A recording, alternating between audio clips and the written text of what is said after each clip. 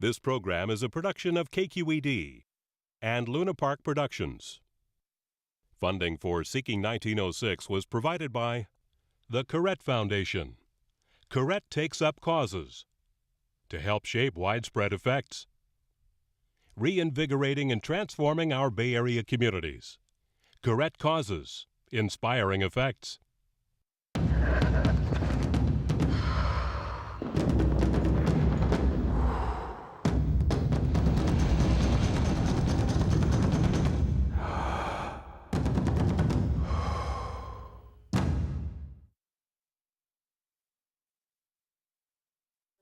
I have never experienced an earthquake in my life. No, it's pathetic. It's completely pathetic. All my friends that live in California say, "What, you've never felt an earthquake and you're writing a book about it?"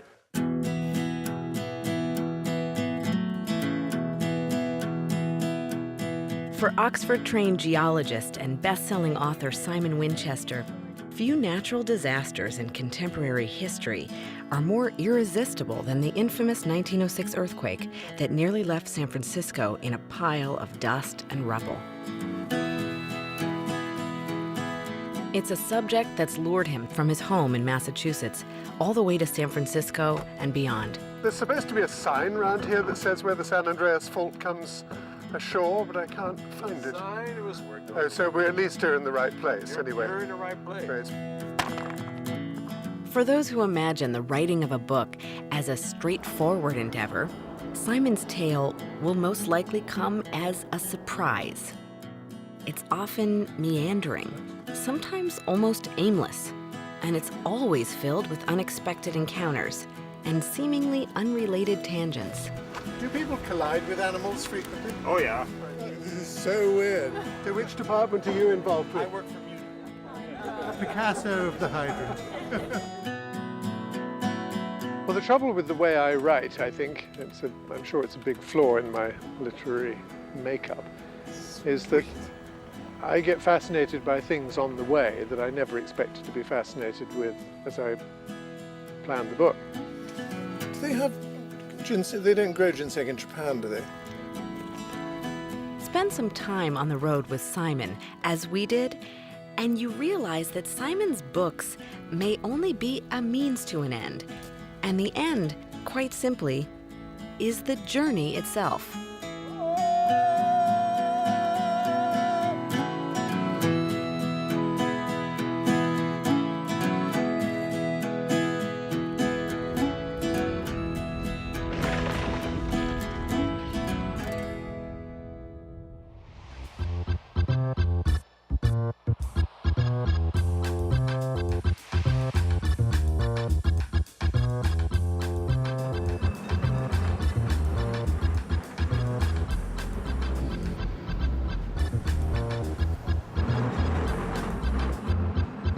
Well, I've just arrived here, and I'm here for about 3.5 months. I think it's important, vitally important really, to immerse yourself in the city that you're researching. So I've taken an apartment here. Amazing views. It's fearfully ugly inside, but I guess I'll be spending most of my time looking out rather than in. Compared to other books, it's quite a luxurious length of time for getting down to research. I have to do 2 evenings a week teaching, but aside from that, the rest of the time I can devote to thinking, eating, sleeping, drinking, and breathing San Francisco in 1906.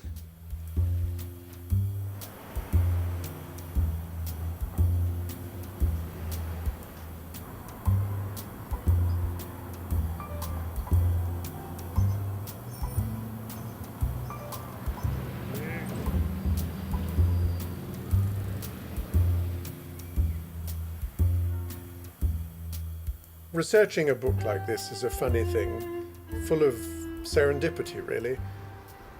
I'm off today to meet a chap called Ron Hengler, who's a waiter at a local restaurant, the Big Four. And he turns out to be one of the best informed local historians with a vast collection of memorabilia and ephemera related to 1906 and to the earthquake. Hello, Ron. Hello, hi. Great to see you again.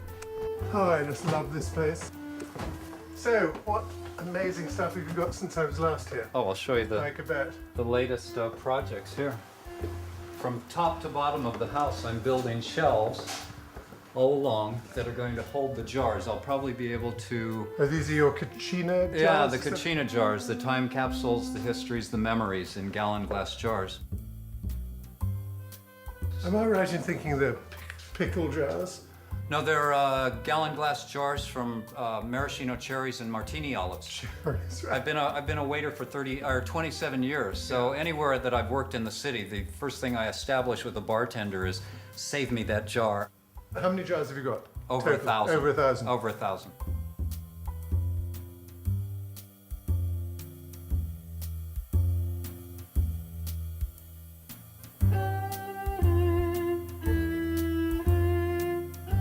Are any of them actually specific to the time period, to 1906? For a while I was doing that, yeah. So what kind of things were you picking up in those days? Anytime they're tearing something down or building something in the city, I go down there and I look to see what is being brought out of the ground and loaded into dumpsters and thrown away.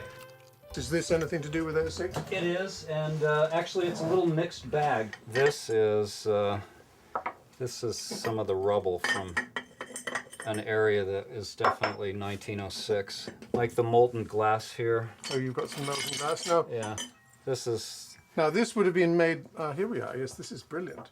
This would have been bottles and window panes and things all welded together by the intense heat of the fire in 1906. So this is extraordinary. And where would you find this kind of thing? This, when they were putting the F line in down along the waterfront, they went about 35 feet down between the Muni bus yard and the Pier 39 parking lot. Right. And that was just fill at that time, and the city was being filled all over after 1906.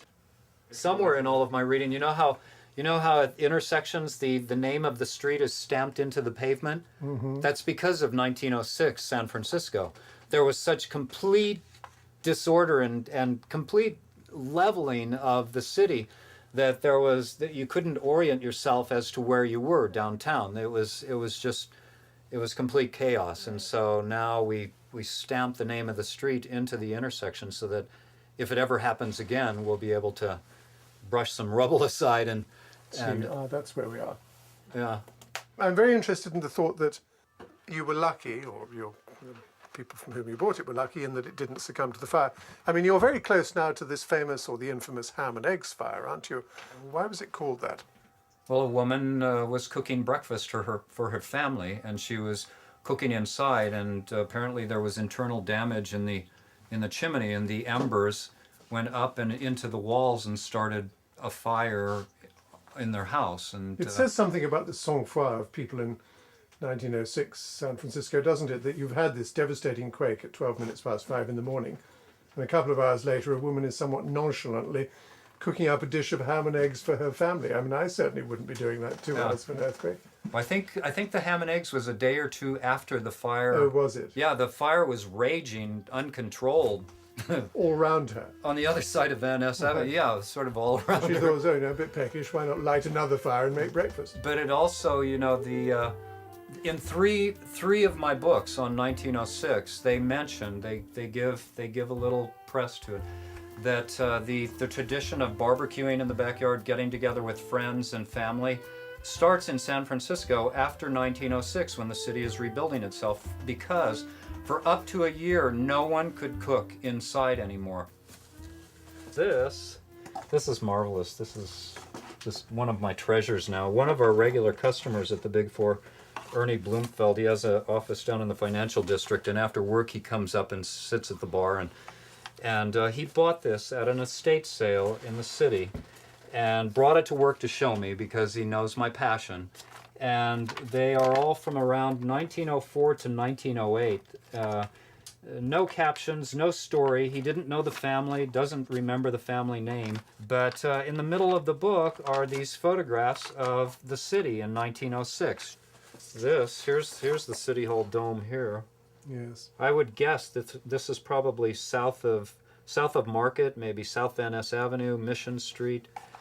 And this is classic, I mean, because of the bricks. I mean, any building built of brick was almost certain to tumble down. These are quite wonderful pictures. Yeah. These tents here would have been, I'm not sure about these tents, but these would That's have been definitely American military, Army. yeah. And the extraordinary thing is that I believe within 10 days of the earthquake, every single tent that was in the possession of the American Army was here. pitched in San Francisco. Right.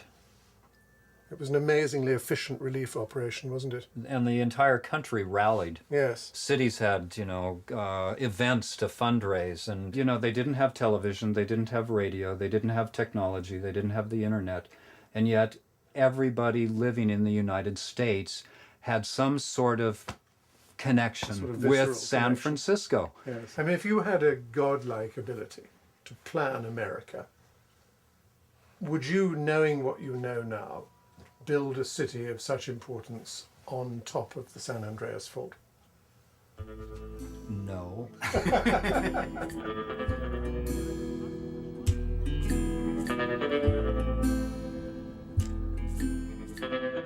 There was an enormous earthquake here in 1868, which should have warned everyone and made building codes a lot stricter, but it didn't. And this is one of the many subtexts to the story of what happened in 1906, that people knew they were sitting on an earthquake zone, knew they were sitting on an active fault, and yet they built like crazy. And the whole city fell down. So they should have seen it coming.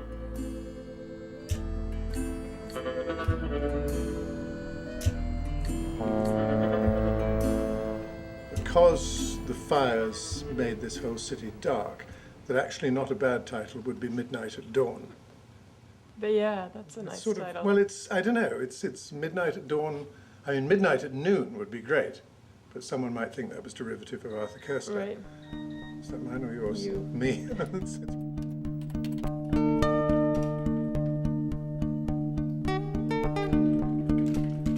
How tightly San Francisco appeared to cling to its hillsides.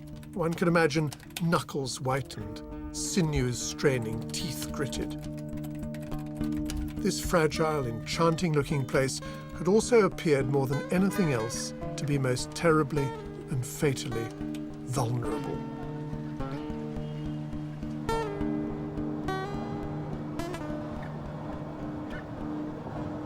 I think one of the problems of the life that I lead, and I suppose this book is a very good example, is that I meet so many interesting people every day that life is a non-stop cavalcade of fascination. What I really yearn for, I sometimes think, is I'd really like to meet some really boring people once in a while and just luxuriate in thinking about nothing at all. I just have sort of information overload and experiential overload. I'd like to pull the plug, just meet someone who just lays bricks for a living. But then I'd probably find him fascinating too.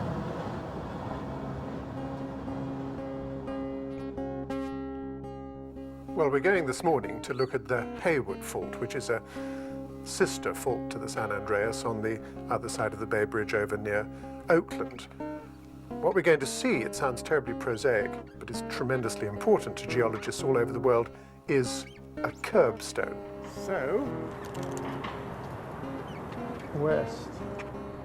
The curb illustrates what the Hayward Fault and the San Andreas Fault is, which is called a strike-slip fault, a fault that doesn't move vertically, as is traditionally supposed with faults, but moves horizontally. So the curb we're going to see shows a strike-slip on the Hayward Fault. So if this is right, this is what's called a right lateral fault, meaning when you walk towards it, all the displacement is to the right. So that, in other words, suggests that although this is the Hayward Fault and not the San Andreas Fault, what I'm standing on here is the Pacific Plate, and what I've just walked onto now is the North American Plate. That's not exactly right, because that's the situation with the San Andreas Fault, which is a little bit to the west of us. But essentially here, I'm standing on opposite sides of a fault. And then the fault runs along the road and up into that crush zone there. So let's go and have a look and walk up that hillside.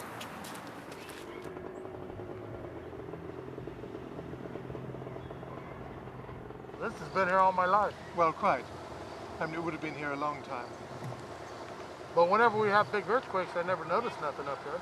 And do you feel earthquakes? Not really. Every now and then. I mean, it's been a while.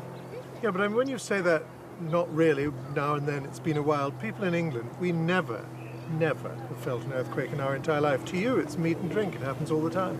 Maybe about, I don't know, a month ago, there was a pretty good one. Really? I know. Well, the one in what year did you say? The last big one? 89. Yeah, I lived in San Juan Bautista, and I remember walking out the front door and the ground just going like this. Really? Yeah. Cars just rocking. That was an experience. I can imagine, yeah. So you're going to walk up there? Yeah.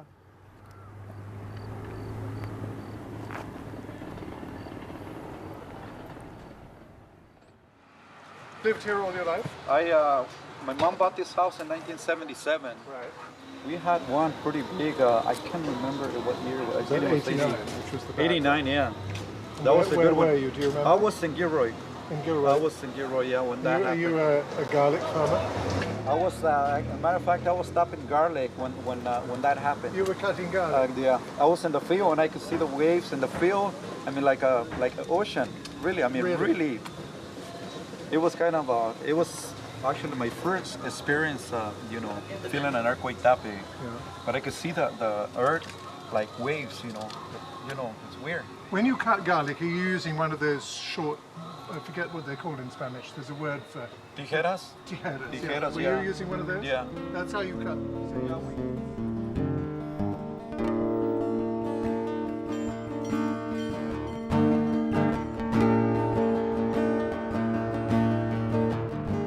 I've got quite a reasonable collection just in the first couple of weeks, actually, here. This I'm rather pleased about, the municipal reports. So that's electricity, the sheriff's department, the public administrator. And one of the sort of vivid things about this book is that it shows how the heart was torn out of the city. Every single aspect of the engine work of a city, and of the greatest city west of the Mississippi River, was brought to its knees. Everything stopped working. Records were destroyed, electricity was thrown out of kilter, gas stopped working, water stopped working, prisoners were freed from jails, lunatics from asylums. Every single administrative aspect of the city was devastated by this earthquake. And that book, which I bought for, it was quite expensive actually, $150, really tells in very stark detail the kind of story that I find absolutely fascinating. I think I've come up with a title for the book at last. I don't know, but it seemed to me that a 3-word phrase with a comma after the first word should be "suddenly without warning." So the title would be "Suddenly Without Warning: The San Francisco Earthquake and Fire of 1906." And I think it's a possibility. They're mulling it over in New York at the moment.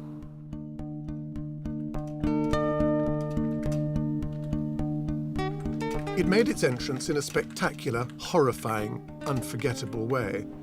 It came thundering in on what looked like huge, undulating waves, with the entire surface of the earth and everything that stood upon it seeming to lift up and then roll in forward from the direction of the ocean. The whole street and all of its great buildings rose and fell in what looked like an enormous tidal bore, an unstoppable tsunami of rock and brick and cement and stone.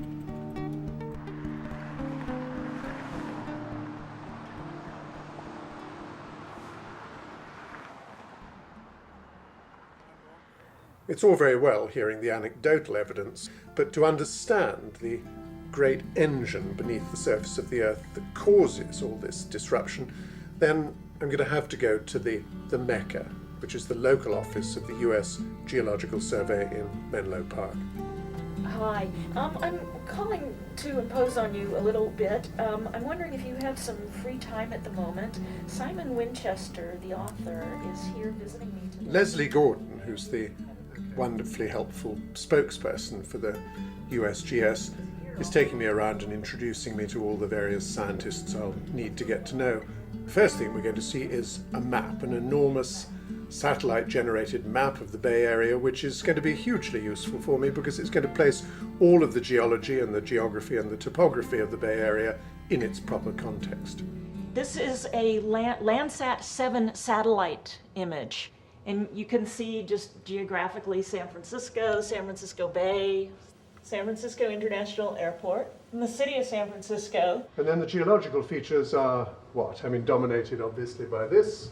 Right, Which is a famous baby. the San Andreas Fault, and Right. it slices off Point Reyes and goes offshore and continues up at the top. The San Andreas Fault represents a large boundary of two large tectonic plates, and the Earth's surface is made up of about a dozen of these big tectonic plates, and they're always in motion. And here we have the North American plate where we are, juxtaposed to the Pacific plate, and they are relative to each other, moving in opposite directions. And they meet right here on the San Andreas Fault. Most of the time they're locked tight like this, or they might be creeping a little, but every now and then we get a little jolt as they lurch past each other, and that's an earthquake. And to put it all in context, those mountains over there, the Sierra, where do they fit tectonically into the picture?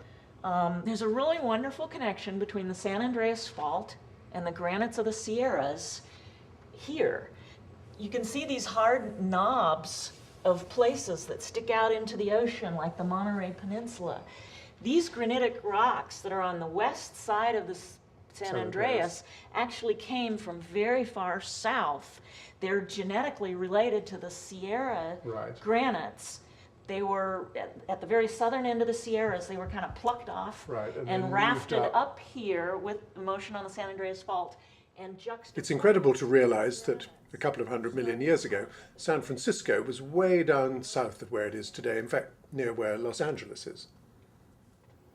Do we date the Franciscan rocks? I hear what you say, that some of them, of course, are much earlier, but the actual metamorphism, the moment when they were subducted, is what? Oh is boy. It, all right, don't worry about it. Well, it's time, I think, for some geological retail therapy. Leslie's going to take me shopping. Other people go to Barney's and go mad. I go here and go mad. Customer service here, please. Not a federal customer, though. I'm sorry. I'm a civilian customer. I'm specifically interested in the San Andreas Fault. Anything to the south of Shelter Cove, between Shelter Cove and Salton Sea that you've got, Showing the San Andreas, I would love to have. Okay, let's see what we have. All right? And you can just browse in here, and there's every topo map you imagine in here. This is a fun place. It really is astonishing. I mean, it's like shopping madness. This.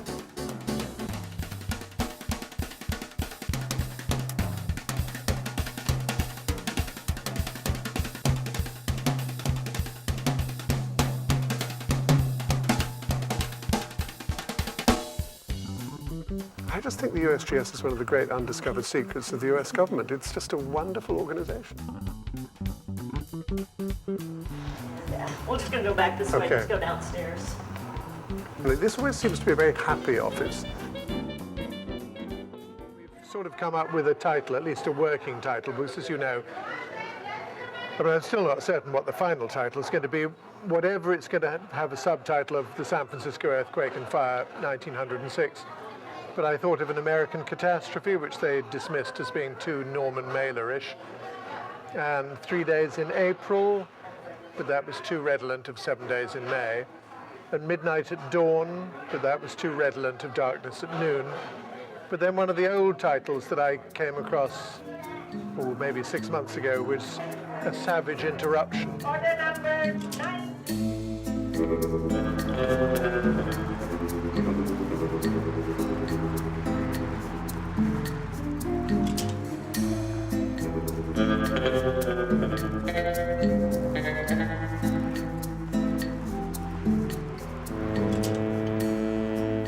Once I'm back in Massachusetts in June, I can settle down and turn all of this great mass of research into a book. And if I'm not interrupted by telephone calls, that's what I hope I'll do. Don. How important is this Sunday C-SPAN question and answer thing? This is next Thursday in Dallas. What, about 11:30 tomorrow? Well, you're wonderful. Okay, I'll behave.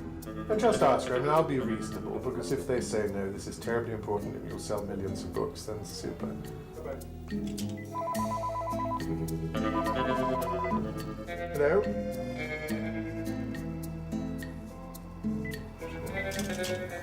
Much enjoyed your talk this past week at the Purbs Theatre.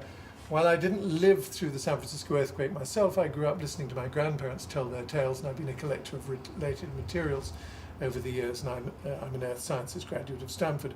I have, and you might be interested, a book on rat infestations and the plague in San Francisco that followed the earthquake. So you're going to call him up? Yes, absolutely. A book on rat infestations would be just magic. Stops.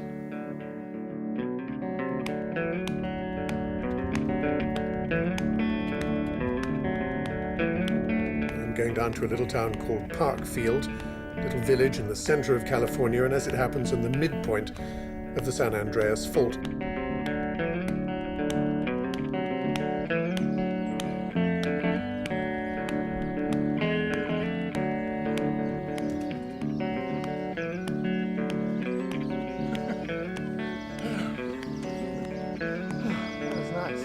So wonderful. Way to go. And the fault didn't move at all. It was great.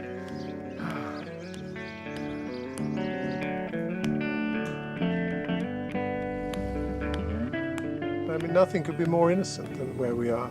When you're down on the road, you have no idea of the geology. You look at these little huts on the skyline and you think, it's a transmission tower or Verizon or something. With no idea that, in fact, what people here are doing are measuring and chronicling movements here which are indicative of California's very, very volatile situation.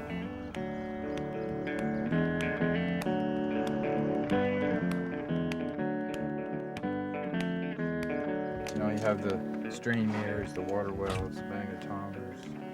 The USGS seismic stations are the brown ones. The man who presides over all this rather dry real estate, and who I think has one of the best jobs in the world, is Andy Snyder. Let me check a few things very quickly. Okay. Yeah. This is presumably the wellhead of the test hole. We're very much on the Pacific side of the fault here, but they're going to drill down into the Pacific side and then angle the drilling hole so that it penetrates through the fault zone into the North American plate.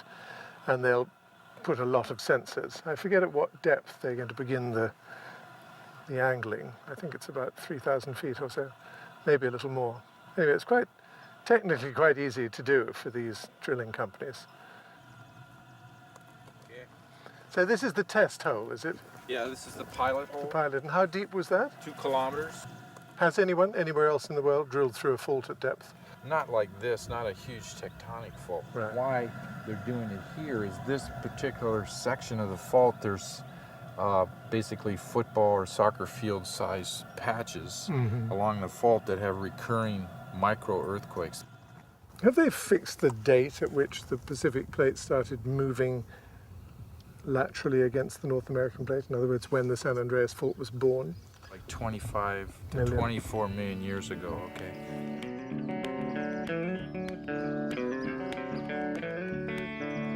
I think Parkfield is central to the story, really. Not least because it is the most measured piece of real estate on the surface of the planet. You never see fat geologists, do you?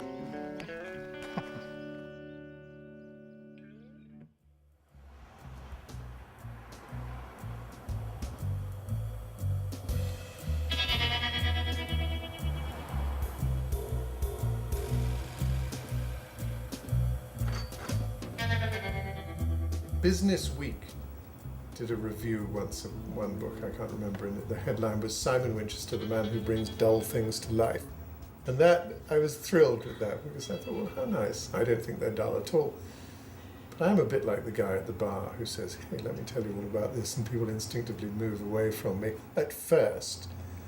But then they think, actually, this does sound rather interesting, and then they shuffle their chairs towards me, and by the end of the evening, everyone's listening to me.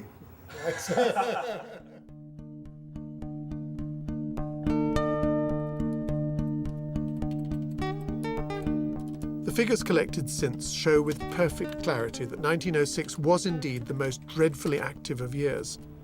Only twice in the 20th century were there more big earthquakes in any 12-month period, but those of 1906 happened by chance to strike at great cities and so killed tens of thousands of people, rendering the year the most seismically lethal and dangerous of the century.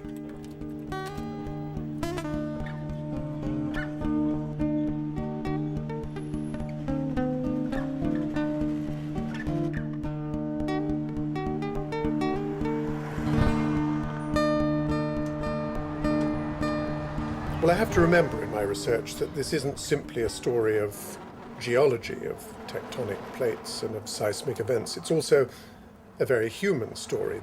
And the person who probably knows more than anyone about the scale, the human scale of this catastrophe, is a former city archivist named Gladys Hanson, who wrote Denial of Disaster, one of the definitive books on the earthquake. She's well over 80 years old now, and her life's work has been dedicated, macabre though it may sound, to compiling a list of all those who died in the earthquake. I feel that your book sort of became the definitive book. So there's nothing much more to say, really. I don't want to plagiarize you. Well, I do, but I don't want it ever to be found out. We deal a lot with deaf people. Yes, well, right. Trying just to get 478 people. That's what the board that's what the said. official, yeah. So I assume that was all that died. So with my first run, getting names, I was well over 478 and kept climbing and climbing. So, What's your total so far, then? you know, I haven't even counted for so long. It didn't make any difference. I just kept going. And so now I know we're over 3,000.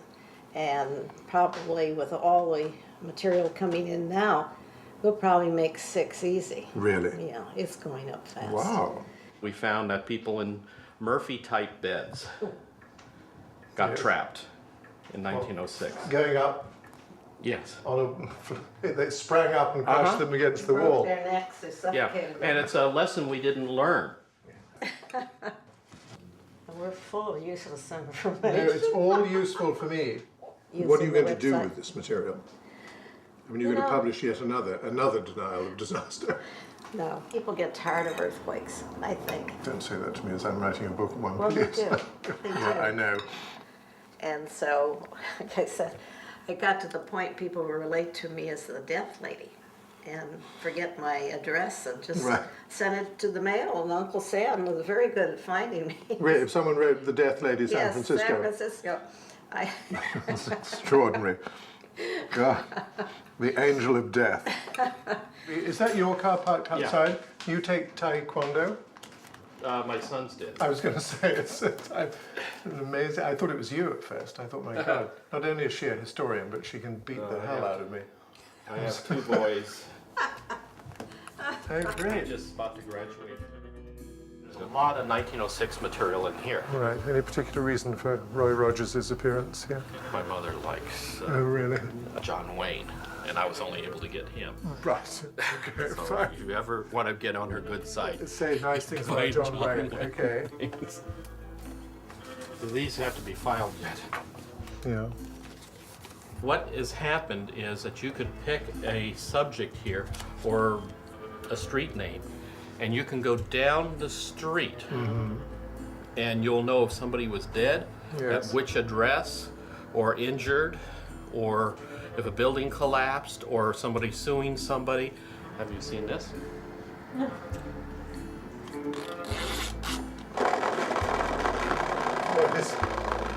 Oh, very good.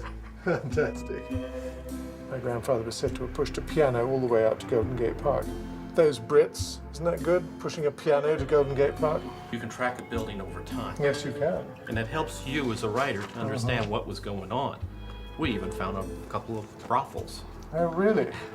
And who owned the brothels. Yeah, who? The mayor, I expect, wasn't it? This is going to be a major project. My heart is hardened by the sights I've seen, but often I've turned my head away from some wounded woman or child and refused them a drink simply because to yield to their wishes would mean that you yourself would lay there soon, gasping for water, but the smoke almost suffocating you. Brilliant. Well, I'm going to be spending a lot of time here. Well, I think basically then from about the 6th of April onwards, I'll try and come every morning for about one solid week and break the back of this. But it's a wonderful archive. I'm so grateful to you for existing. Thank you. I really am. You're the only one. No. I'll ring you up and we'll begin an orgy of research. So the time is clicking past all too rapidly. I've got essentially 4 weeks today more in San Francisco. Then I go to Alaska. And then I'm coming down on the ship, which will give me 4 or 5 days when no one will get in touch with me. So I can sort of think and try and amass this. But all these papers, and I've accumulated an awful lot, and they keep coming in, they're all going to be boxed up and sent back to Massachusetts in the next couple of weeks. So I will drive away with very little, except a lot, I hope, in my noggin.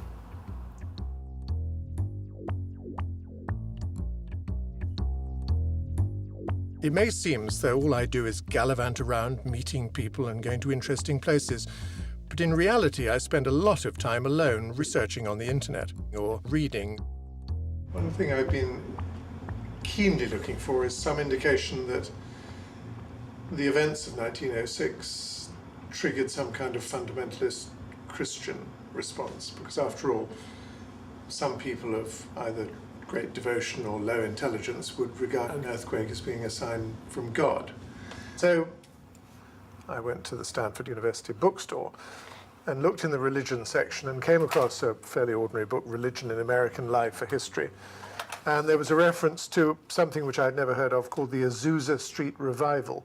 Azusa, which is spelled A-Z-U-S-A, is a street in, I think, Los Angeles, where a fiery group of Pentecostalist ministers met in the early part of 1906 to reaffirm their belief that God works through manifestations of weather and dramatic natural events, which are, when they happen, a reminder that God is up there talking to us, as it were. And one of the things that I'll now be doing in the next few days is to look for Azusa Street. I dare say if I've looked on, may well find something on the, if I do a Google search on Azusa, it may have to be slightly more complicated than that, but I'll just type Azusa and see if anything comes up. A-Z-U-S-A Street Revival. Yeah, there is. William J. Seymour and the Azusa Street Revival. On the April the 18th issue, 1906 issue of the Los Angeles Times. Carried, how funny. So there was a story in LA. I mean, it can go in all sorts of directions. But the important thing is to find documents which show the Los Angeles people of the Azusa Street movement saying, this is obvious, this is a sign from God. What a coincidence. We've just started our movement, and here God destroys a sinful city, because San Francisco was deeply sinful.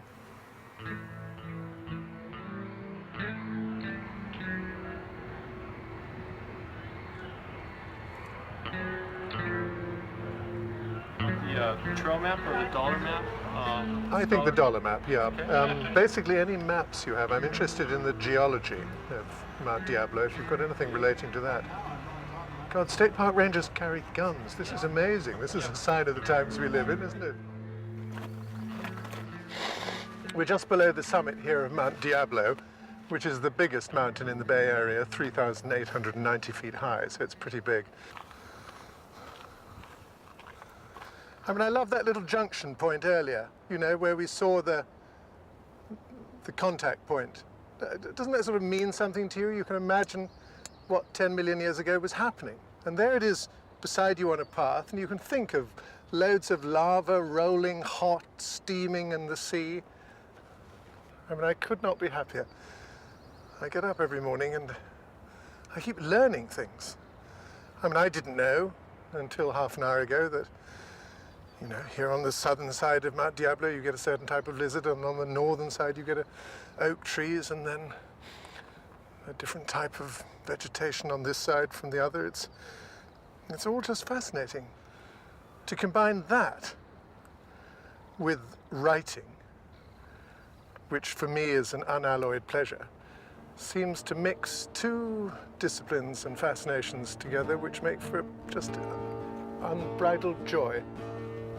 Anyway, I don't want to get too idyllic about it, but essentially it does make me jolly cheerful.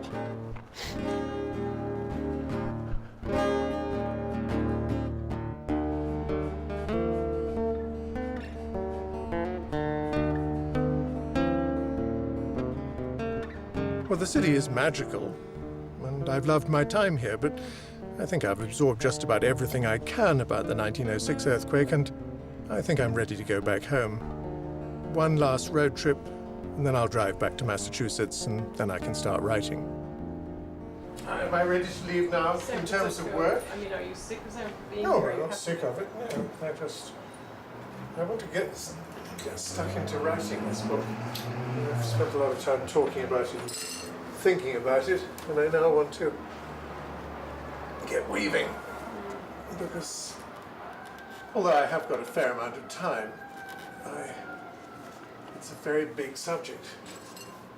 I like my library and I like my books, and I love the process of writing.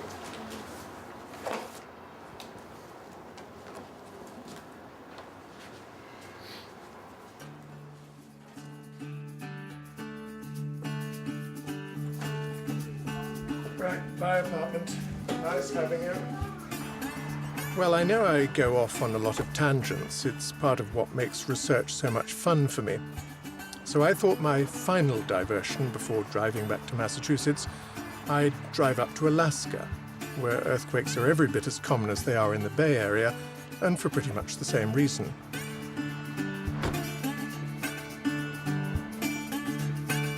Well, we've come a very long way from San Francisco now. We're at a place called Shelter Cove in far northern California.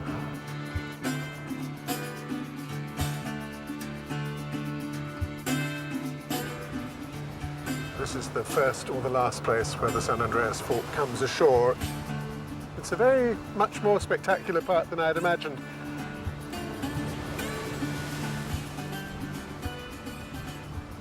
I'm surprised and pleased that actually the geology here is very evident, because those rocks behind us there are clearly igneous material, which have been dragged up along the Pacific Plate at 2 inches a year for the last many millions of years.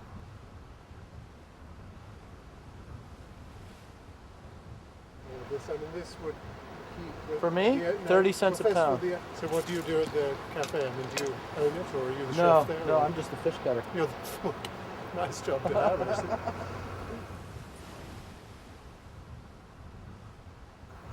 In terms of how I'll write this in the book, I will probably describe this evening standing on this funny little bluff which is for sale. I can't imagine what lunatic would ever buy it, because clearly it's eroding so rapidly that this real estate will be reduced to zero in about 10 years' time.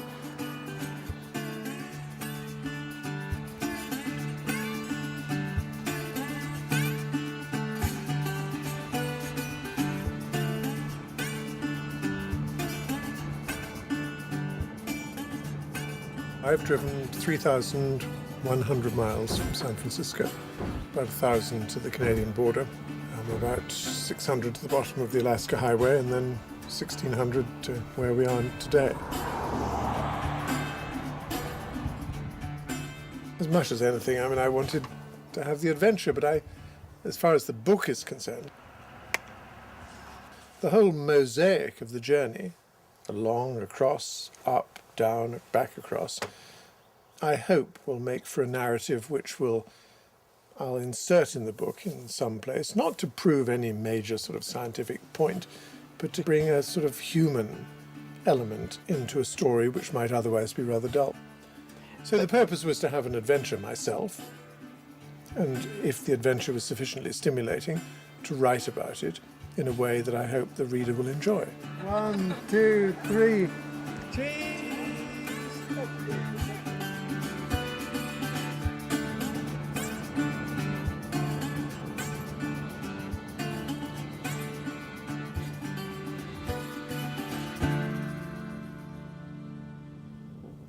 you doing me for speeding? You are, aren't you? I don't believe it. Well, all right, it's a fair cop. I know. So, how much am I in for? Here's the damage. Oh, no. So you're a Mountie? I'm a Mountie. Oh, this is... I've never... So you got your man? Yeah. That's what the Mounties get their man. You're not the first one today. And I almost think that this gives me my first paragraph. I got a speeding ticket in the Yukon the other day. There you go.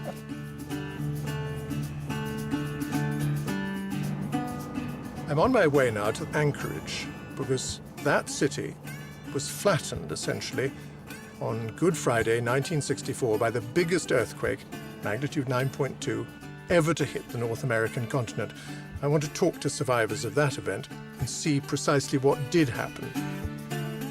You experienced Anchorage. What were you doing in those days up there? At the time of the earthquake, I was just leaving Anchorage, and it was about 5:35. Well, it was Good Friday, wasn't it? Yeah. Right. 1964. 64.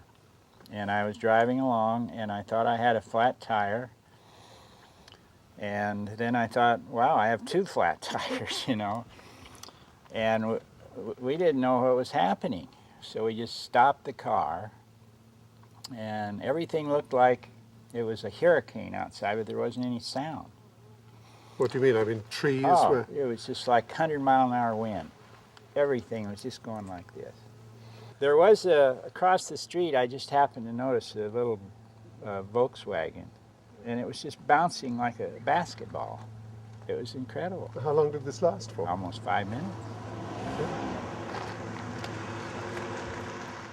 So has this left you with any effects? I mean, Yeah,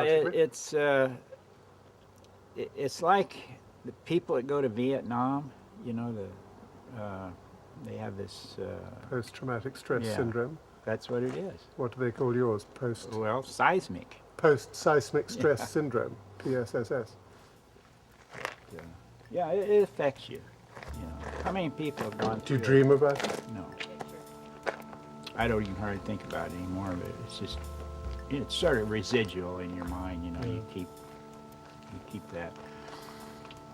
But it was something. It was.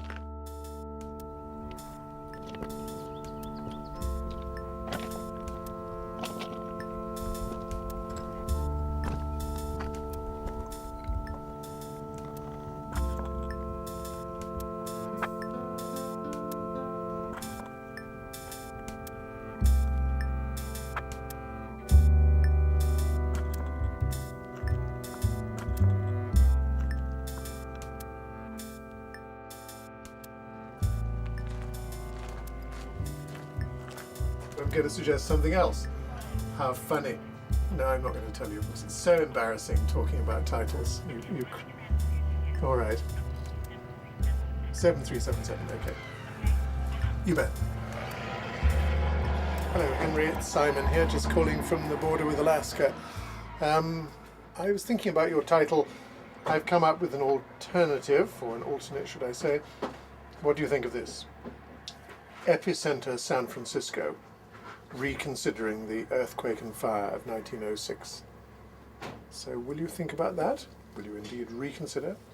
And probably you won't talk to me till tomorrow, but I'll be in Alaska, and my cell phone will almost certainly work then, so perhaps you can give me a ring on the cell phone. Okay, Henry, thanks.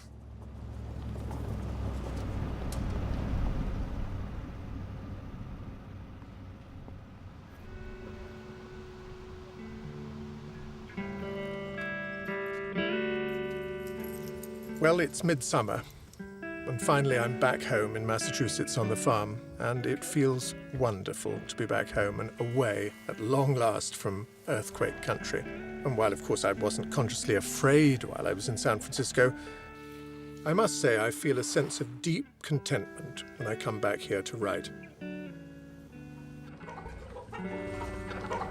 Yeah, this is Sidney Poitier. That's John Candy, because he's fat, white, and soon to be dead. This is Rod. See, isn't it ugly? You look like a dog. Rod Stewart. It's just after 6 o'clock. I got up at quarter to 6, I guess. And I'm now going over to begin work, so I'm a little tiny bit behind schedule. It's about 6:15, so off I go. It's a lovely day. In fact, it is going to be a gorgeous day. See the mist? Oh, heaven. I love getting up on mornings like this.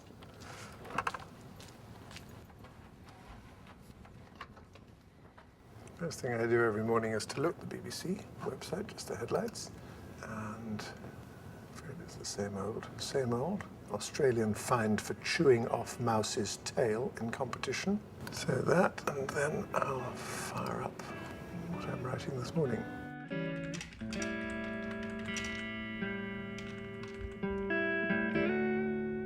I am blissfully happy. I tell you, Kate, just sitting here teasing these words out, looking at these books and these maps and charts and things and getting these little facts, it's wonderful.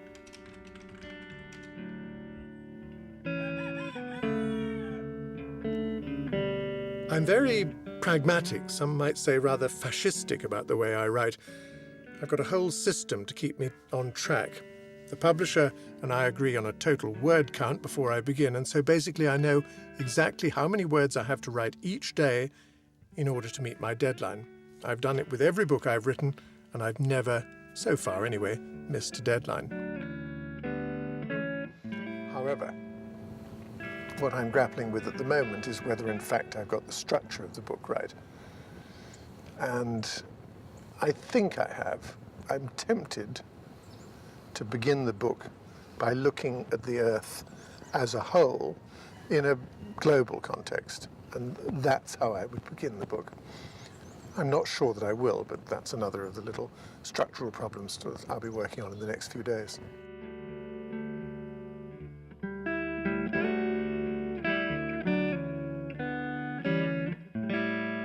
I think it's the most difficult book I've written. And part of that difficulty is the difficulty of intimidation, because there are so many other books on the San Francisco earthquake. I mean, there are hundreds, there may even be thousands. And they're all pretty good. No, it's not true. An awful lot of them are rubbish. But there are a lot of pretty good books in there, and you think, well, what have I got to say that's new or better?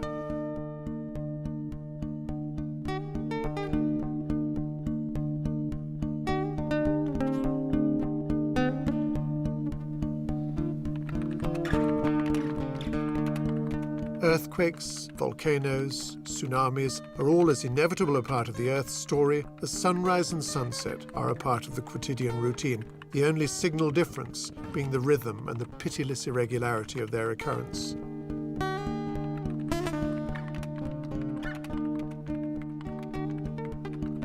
All that humans do and everywhere that humans inhabit is for the moment only, like the cherry blossoms in a Japanese springtime that are exquisite simply by virtue of their very impermanence.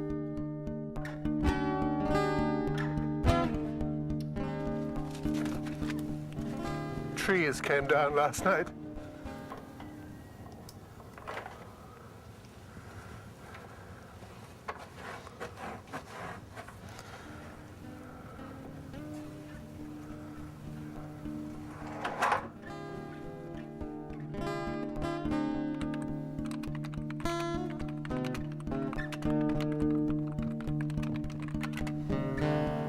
Geology, particularly the dramatic new geology, serves as an ever-present reminder of the fragility of humankind, of the evanescent nature of even our most impressive achievements.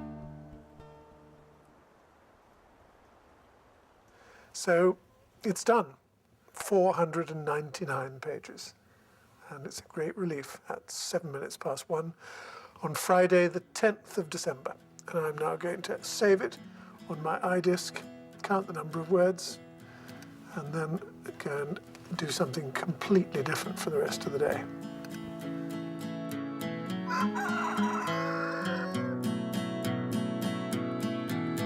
And this is it. It's now got a formal title, which has been agreed by all the publishers and everyone. It's now called A Crack in the Edge of the World, with the subtitle the great American earthquake of 1906.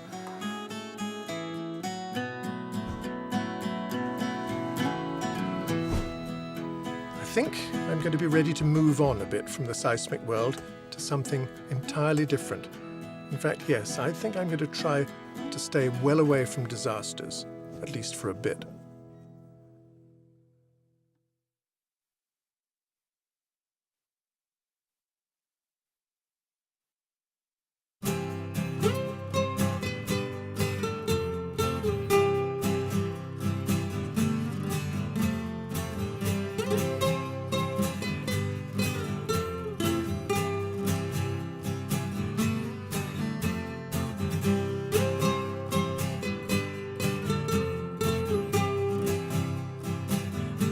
To find out how to buy a copy of this program, please go to kqed.org/seeking1906.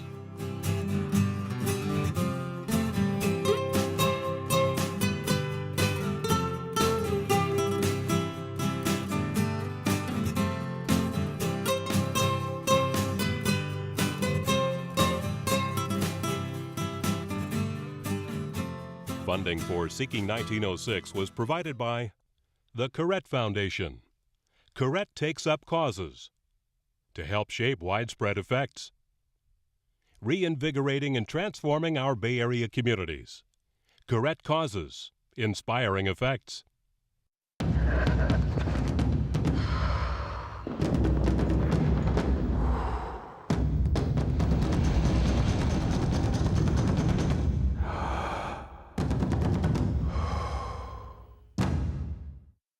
This program is a production of KQED and Luna Park Productions.